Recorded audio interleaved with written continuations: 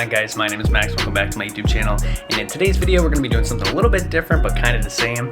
So as you guys know, on this channel I love to post car photography videos and just all around stuff about cars. Today's video I'm going to be teaching you guys the ropes of just how I do car photography, basically what my whole process is, the shooting, the editing, and basically just give you guys my whole thought process. So we're going to get all my bags packed up, we're going to bring my camera along, we're going to show you guys some cool photography tips, so let's get into it.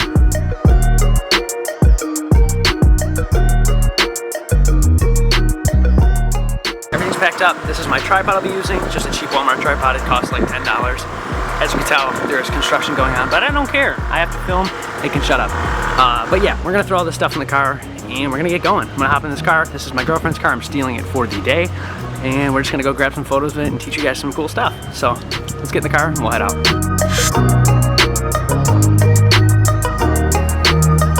Alright, so we have the car all positioned right here. We're at like a 90-degree angle and we're in the shade right now because the sun is just too bright. When you're shooting in daylight like this, you have to find shade, otherwise everything will just be blown out, the sky will be blown out, the car is super hard to expose. And yeah, so right here I have my Canon Eos Rp. This is paired with the 50mm f1.4 and I have a polarizing filter on it, as you can see. And basically what that does is it gets rid of the reflections that are on the windshield. I'll show you an example of that now. And yeah, so basically we're just gonna get a head-on shot and we're gonna play with some creative angles and just see what we can get. And then we're gonna go back home and I'm gonna show you guys how to edit them and how I edit them in my personal, preferences.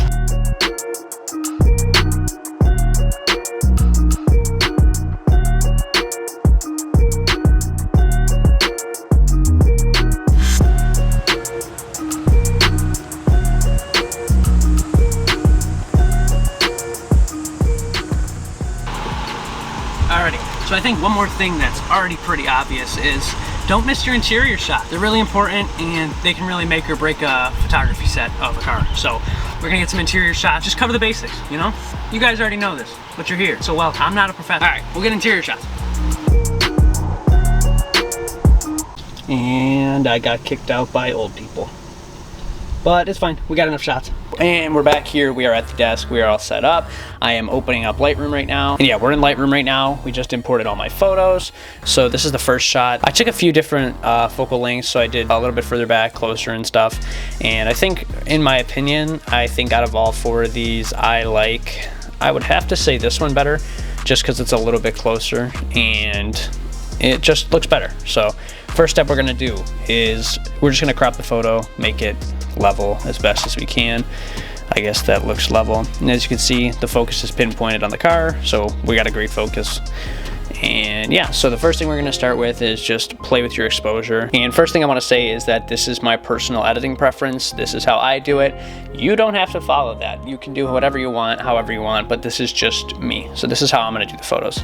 So we're gonna come into Lightroom. I got my exposure up. I'm gonna bring it to like 0.50, I guess, 0.52. It's a little bit bright, but we're gonna bring down some of those highlights in the sky, just like that. And basically how I edit is playing around to see what looks good. Other than that, I mean, it's full creative range, and it all depends on the project too. So I'll have a certain idea going into something before I actually go to do the shoot. So for this one, I was just doing basic photos and just showing you guys that you can get some pretty decent photos really easy, and especially in the daytime. That harsh daylight is absolutely, it's crucial. That's what kills me. And the contrast, as you guys can see, I just like to mess around with it. I don't think I really need to do anything to that yet. I'll do like 5. The shadows, I mean, it's pretty well exposed already, but we can bring the shadows up to like 14 and then drop the blacks down just to make them a little bit deeper. I don't know why I do it. It's just what I do. And with the whites, we can leave alone. We'll leave this point curve alone. And it depends on if you want your photo warmer or colder. So this is warmer, this is colder. It's all, again, part of your preference. I like to go a little bit on the warmer side, and just a tiny bit. A little bit goes a long way. But yeah, so we'll bring over to the tint. Let's change the tint a little bit. Your vibrance, I like to do the vibrance just the tiniest bit ever, like nothing crazy. And yeah, so that's basically my beginning starting of edit, and now I'll start to use my masks. So in the first one, I'm going to be using a linear gradient. So we're going to go right to the bottom. We're going to drag that linear gradient up past the car, and we're going to come into subtract, use the brush tool, and we're going to erase what's in the car. So all this red stuff I don't want to be affecting the car, and because I don't want to load the exposure of the car, I just want to do the ground. So I'll show you like this. and boom, just like that. Super quick, super easy, and you can just lower the exposure of the ground. I like to make it a little bit darker. It makes the car pop more without like actually doing anything to the car and making it look weird. I'll darken the blacks a little bit more, and one thing I like to do is add some clarity just to give it more texture. Sometimes I'll even lessen the saturation. It all depends on where you're shooting and how the ground is, but that's about it for that. And in Lightroom, this is the newest version of Lightroom as of right now, and they have this thing called Select Subject. So we're going to select subject. Hopefully it'll auto mask the car for me. Makes your life a lot easier. And as you can tell, it did a really good job besides this top part. So once again, like I said, you're going to take that subtract, go to the brush tool, and just brush out what you don't want. Super easy, and it's super quick to do, just like that. So now we can mess around with the exposure of the car. I like to brighten it just a little bit, not even by 1.